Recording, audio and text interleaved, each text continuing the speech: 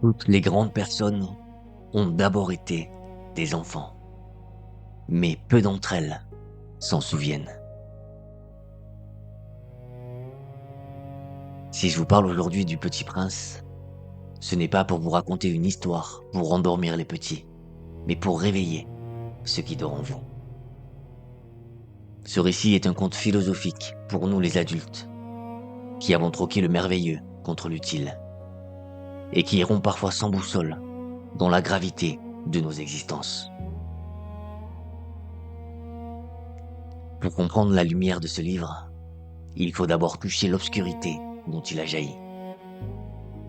Imaginez l'année 1943. Le monde est en feu, déchiré par la guerre. Antoine de Saint-Exupéry, cet aviateur de l'âme, se trouve exilé à New York. Il est loin de sa France occupée.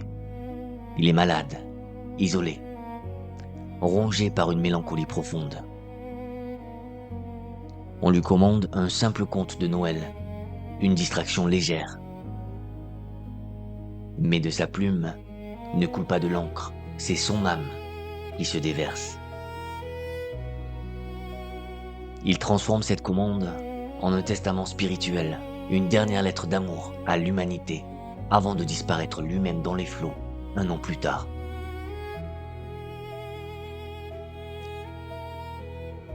L'histoire commence par une chute, une panne de moteur au milieu du désert du Sahara, à 1000 km de toute terre habitée.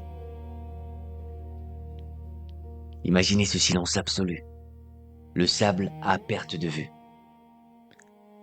l'urgence vitale de la soif. C'est là, au moment où l'homme est le plus vulnérable, face à sa propre finitude, que le miracle survient. Une petite voix s'élève dans le désert. S'il te plaît, dessine-moi un mouton. C'est la rencontre du désespoir adulte et de l'innocence pure. Je vous invite, dans les minutes qui vont suivre, à ne pas simplement écouter un résumé. Je vous invite à marcher sur ce sable chaud. Ce que nous allons traverser ensemble n'est pas une fiction. C'est une exploration de notre propre solitude et de notre immense besoin de lien. Voyez ce moment comme un manuel de réparation. Non pas pour un moteur d'avion, mais pour vos cœurs usés par le sérieux du monde.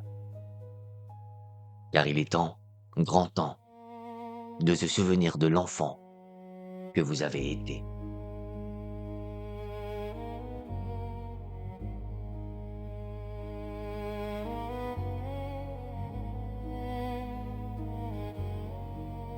Voyageons maintenant vers l'origine, vers ce lieu minuscule d'où tout est parti, l'astéroïde B612. Je vous invite à fermer les yeux de votre esprit pour visualiser ce sanctuaire. Ce n'est pas une planète immense et effrayante, non. Elle est à peine plus grande qu'une maison. Comprenez bien que cette petite planète est le miroir de votre propre monde intérieur. Elle est fragile. Elle demande une vigilance de chaque instant. Le Petit Prince nous enseigne ici la discipline de l'âme. Chaque matin, il doit ramener ses volcans. Ces feux intérieurs qui, mal surveillés, peuvent brûler ou s'éteindre. Et surtout, il doit arracher les baobabs. Les baobabs, vous en avez, vous aussi, dans le jardin de votre conscience. Ils commencent toujours par être petits, aussi inoffensifs que des brindilles. Mais ils portent en eux une menace terrible. Si vous ne les reconnaissez pas, si vous laissez grandir en vous la rancœur, la paresse ou l'indifférence, ces racines finiront par tout envahir. Un baobab, si l'on s'y prend trop tard, on ne peut jamais plus s'en débarrasser. Il encombre toute la planète. Il la perfore de ses racines. Et si la planète est trop petite, Et si les baobabs sont trop nombreux, ils la font éclater. Saint-Exupéry nous souffle ici une vérité politique et spirituelle. Le mal doit être traité à la racine, avant qu'il ne devienne une forêt impénétrable qui étouffe la lumière. Mais au cœur de cette vie réglée par le devoir, un miracle est advenu. Une fleur a germé. Une rose. Elle n'était pas comme les autres. Elle a pris un temps infini à préparer sa beauté, s'ajustant pétale par pétale à l'abri de sa chambre verte, pour apparaître dans l'éclat du lever du soleil. Elle était éblouissante, mais elle était aussi terriblement humaine dans ses contradictions. Elle était vaniteuse, exigeante, tourmentée. Elle demandait un globe pour se protéger du froid, un paravent pour se protéger des courants d'air, tout en prétendant ne rien craindre grâce à ses 4 épines dérisoires. C'est elle qui prononce cette phrase, d'une sagesse qui dépasse sa propre coquetterie. Il faut bien que je supporte 2 ou 3 chenilles si je veux connaître les papillons. Elle acceptait l'imperfection pour atteindre la grâce. Mais le petit prince, lui, ne l'a pas comprise. Et c'est là le drame de tant de nos relations. Il a écouté ses mots, souvent maladroits et orgueilleux, au lieu de respirer son parfum. Il a vu les épines, ces défenses inutiles qu'on dresse par peur d'être blessé. Et il n'a pas vu la tendresse qu'elle cachait. Et comme le confesse l'auteur avec une mélancolie déchirante, j'étais trop jeune pour savoir l'aimer. Alors il a fui. Ce départ vers les étoiles n'était pas un voyage touristique, c'était une évasion. Le petit prince a quitté sa planète parce qu'il ne savait pas comment répondre aux caprices d'une fleur qu'il aimait, mais qui ne savait pas le lui dire. Il est parti le cœur lourd, laissant sa fleur seule face au danger, poussé par ce mélange de culpabilité et d'incompréhension qui nous jette parfois sur les routes, loin de ceux que nous chérissons le plus.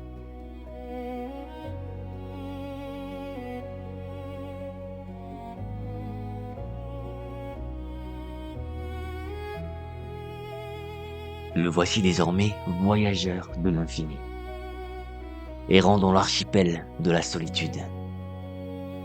Le petit prince quitte sa maison pour s'aventurer dans le voisinage, visitant ces astéroïdes qui gravitent autour de nous. Ou peut-être, devrais-je dire, en nous. Car ce que l'enfant découvre sur ces mondes minuscules, ce n'est pas l'étrangeté de l'espace, mais l'absurdité tragique de la condition adulte lorsqu'elle s'est déconnectée du cœur. Il entre dans une galerie de glace déformante. Sur chaque planète, un homme règne seul sur son obsession, persuadé d'être le centre de l'univers. D'abord, il rencontre le roi. Ah, l'illusion du pouvoir. Ce monarque siège sur une planète entièrement recouverte par son manteau d'hermine. Il croit régner sur tout, sur les étoiles comme sur les hommes, mais il ne règne que sur le néant. Sa sagesse est une farce triste. Il revendique l'autorité absolue, mais il n'ose donner des ordres que s'ils sont raisonnables. Il ordonne au soleil de se coucher, mais seulement quand le soir est venu. Voyez-vous, cet homme est prisonnier de sa propre importance. Il a besoin de sujets pour exister, alors qu'il est seul. Il nous rappelle que l'autorité sans amour n'est qu'un costume vide. Plus loin, habite le vaniteux. Lui ne demande pas l'obéissance. Il mendie l'admiration. Il porte un chapeau, non pour se protéger du soleil, mais pour saluer quand on l'acclame. Mais qui l'acclame dans ce désert? Personne.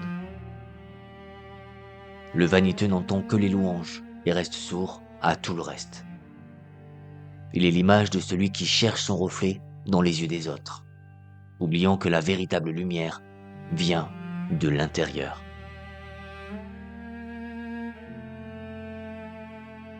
Puis vient le businessman. C'est peut-être la rencontre la plus glaçante pour nos âmes modernes. Cet homme est cramoisi. Il ne lève même pas la tête à l'arrivée du petit visiteur. Il compte. Il additionne. Il croit posséder les étoiles simplement parce qu'il a été le premier à y penser. Il les écrit sur un papier et enferme le papier dans un tiroir. C'est sérieux, dit-il. Mais le petit prince, avec sa logique implacable, lui offre cette vérité cinglante. Moi, je possède une fleur, et je suis utile à ma fleur. Mais tu n'es pas utile aux étoiles.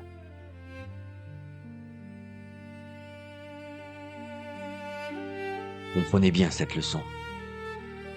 Posséder sans chérir. Accumuler sans servir. C'est vivre mort. La beauté des étoiles n'appartient à personne. Elle s'offre à celui qui prend le temps de la contempler.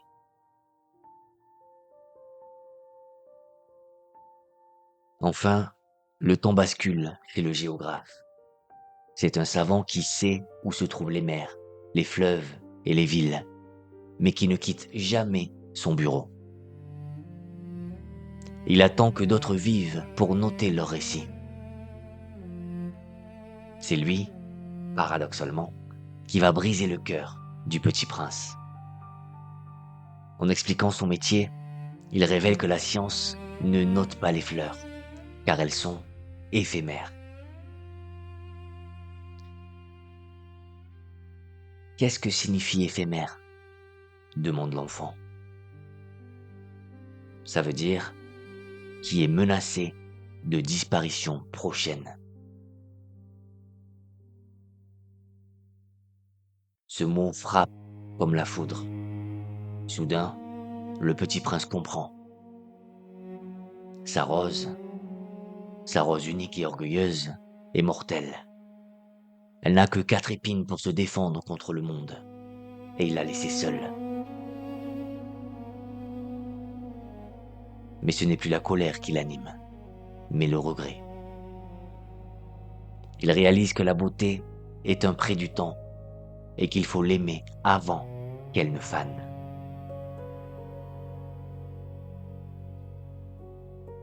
C'est cette blessure, ce regret immense né de la conscience de la mort, qui le pousse à reprendre sa route, vers la seule planète où les regrets peuvent parfois être guéris.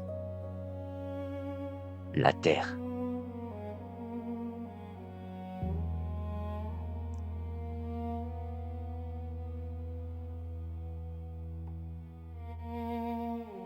Voici la section centrale de notre voyage, là où le cœur de l'histoire commence à battre. Et c'est ici, sur la Terre, cette vaste planète de granit et de sable, que le voyageur céleste touche le fond de sa douleur. Je vous demande d'imaginer la scène, car elle porte en elle une cruauté que nous avons tous, un jour, ressentie. Le petit prince, après avoir marché longtemps, arrive devant un jardin. Et que voit-il? Il ne voit pas une merveille, mais un cauchemar de répétition. Devant lui se dressent 5000 roses, 5000 fleurs, toutes semblable à la sienne. Sentez-vous son vertige. Il se croyait le gardien d'un trésor unique dans l'univers. Il se croyait riche d'une fleur sans pareille, et il découvre soudain qu'il ne possède qu'une rose ordinaire, perdue dans la masse, interchangeable, banale. Tout ce qui donnait un sens à sa vie s'effondre. Il se couche dans l'herbe et il pleure. C'est le moment de la grande désillusion. Cet instant où l'on croit que notre vie n'a rien de spécial, que nos amours sont petits et que notre existence est vide. Mais c'est souvent au creux de nos larmes que la vérité s'approche, un pas de velours. Une petite voix se fait entendre sous le pommier. C'est le renard. Il n'est pas seulement un animal de fable, il est le sage, le gardien des secrets oubliés. Le petit prince veut jouer avec lui pour oublier sa tristesse, mais le renard refuse. « Je ne suis pas apprivoisé, dit-il. » Et le petit garçon, comme nous souvent, ignore le sens de ce mot essentiel. Qu'est-ce que signifie apprivoiser ? Demande-t-il. Le renard lui offre alors la plus belle définition de l'amitié et de l'amour qui n'ait jamais été écrite. C'est une chose trop oubliée, dit le renard. Ça signifie créer des liens. Écoutez bien cette leçon, car elle est le remède à notre solitude moderne. Le renard explique, avant le lien, l'autre n'est qu'un inconnu parmi 100 000 autres. Le petit prince n'est pour le renard qu'un petit garçon semblable à 100 000 petits garçons. Et le renard n'est qu'un renard semblable à 100 000 renards. Ils n'ont pas besoin l'un de l'autre, ils sont indifférents. Mais si tu m'apprivoises, dit le renard, nous aurons besoin l'un de l'autre. Tu seras pour moi unique au monde, je serai pour toi unique au monde. Comment opère ce miracle ? Par la patience, par le rituel. L'amour ne se commande pas, il se tisse. Le renard enseigne au prince qu'il faut s'asseoir un peu plus près chaque jour. Il faut respecter les rites pour que l'heure de la rencontre devienne une fête, pour que le cœur s'habille de bonheur avant même l'arrivée de l'autre. Et voyez comme le monde change quand on aime. Le renard, qui ne mange pas de pain, trouvait les champs de blé inutiles et tristes. Mais parce que le petit prince a des cheveux d'or, le blé aura désormais un sens. Le vent dans les blés deviendra une musique, un souvenir de l'ami. Apprivoiser, c'est repeindre le monde aux couleurs de l'être aimé.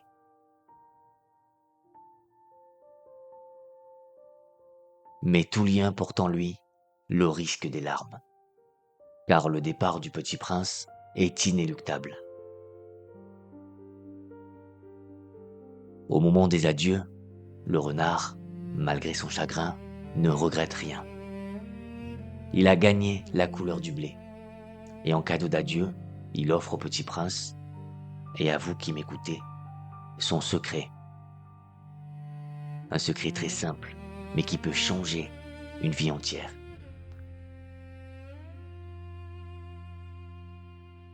On ne voit bien qu'avec le cœur.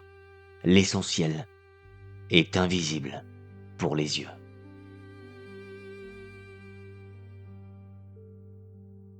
Laissez cette phrase descendre en vous. L'essentiel est invisible.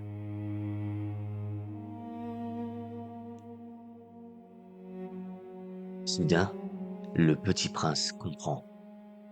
Il retourne voir les 5000 roses du jardin. Elles sont belles, mais elles sont vides. Personne ne mourrait pour elles. Il réalise pourquoi sa rose, là-haut, sur sa petite planète, est plus importante qu'elles toutes réunies. Ce n'est pas à cause de sa beauté, ni de son parfum. C'est le temps qu'il a perdu pour sa rose, qui fait sa rose si importante. C'est parce qu'il a arrosé, parce qu'il a mis sous globe, parce qu'il a écouté se plaindre ou se vanter. C'est votre temps, c'est votre soin, c'est la part de vous-même que vous donnez aux autres qui les rend uniques. L'amour n'est pas une possession, c'est un don de soi. Et ceux que vous avez apprivoisés, vous en devenez responsables pour toujours.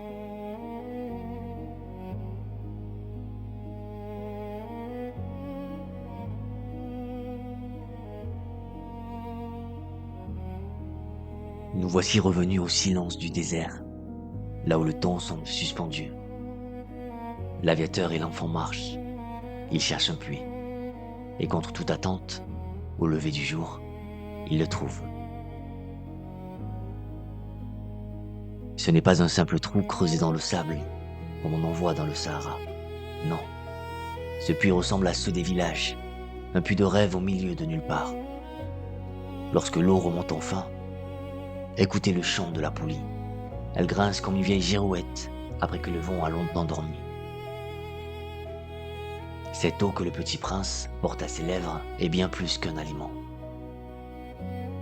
Elle est née de la marche sur les étoiles. Elle est née du chant de la poulie. Elle est née de l'effort des bras. Elle est bonne pour le cœur comme un cadeau. Comprenez bien ceci.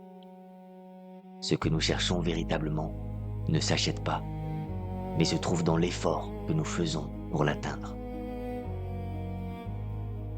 Mais cette Olympide annonce aussi la fin du pèlerinage.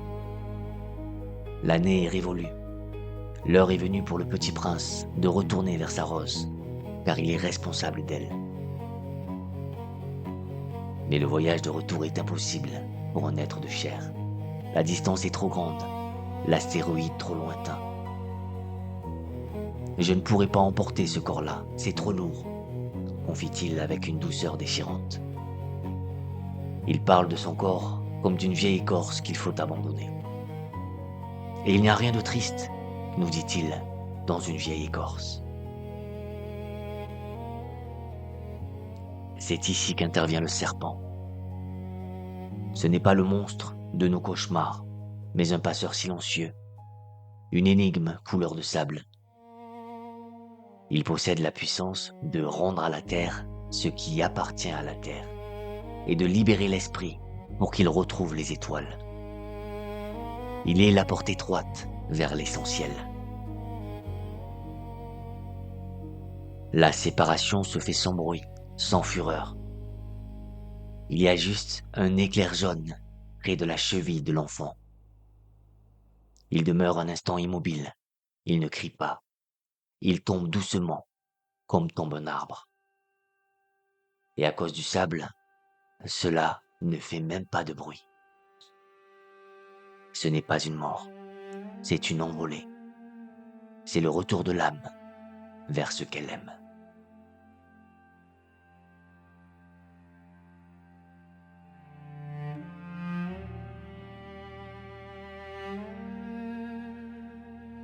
L'aviateur a fini par réparer son moteur. Il est rentré parmi les hommes, dans le tumulte des villes. Mais pour lui, comme pour vous désormais, le monde a changé de couleur. Levez les yeux vers le ciel, la nuit prochaine. Vous ne verrez plus de simples points lumineux, perdus dans l'abîme froid. Vous entendrez rire les étoiles. Elles sont devenues 500 millions de grelots, chantant doucement dans le noir, simplement parce que quelque part, sur l'une d'elles, le petit prince sourit. Quand on a aimé une fleur qui habite dans une étoile, c'est doux, la nuit, de regarder le ciel. Toutes les étoiles sont fleuries. C'est là le grand mystère que nous lègue Antoine de Saint-Exupéry.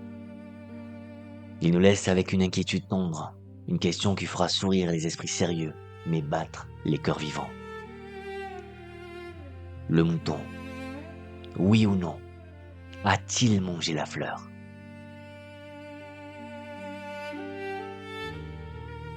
Aucune grande personne ne comprendra jamais que ça a tellement d'importance. Mais pour vous, qui avez voyagé avec moi, cette question est vitale. Elle est le rappel constant de notre devoir sacré, celui de protéger nos roses. Vos roses sont vos amours, vos rêves fragiles, votre poésie intérieure. Ne laissez jamais la fatigue du monde ou le cynisme des grandes personnes dévorer l'enfant qui vit encore en vous. Je vous invite à rouvrir ce livre, non pas comme un souvenir d'école, mais comme un sanctuaire. Allez-y chercher la consolation lorsque la vie vous semble trop aride. Merci d'avoir partagé ce voyage immobile. Que la douceur de ce récit reste posée sur vos épaules, comme un manteau léger. Je vous souhaite, du fond du cœur, de lever les yeux et de trouver, vous aussi, votre étoile.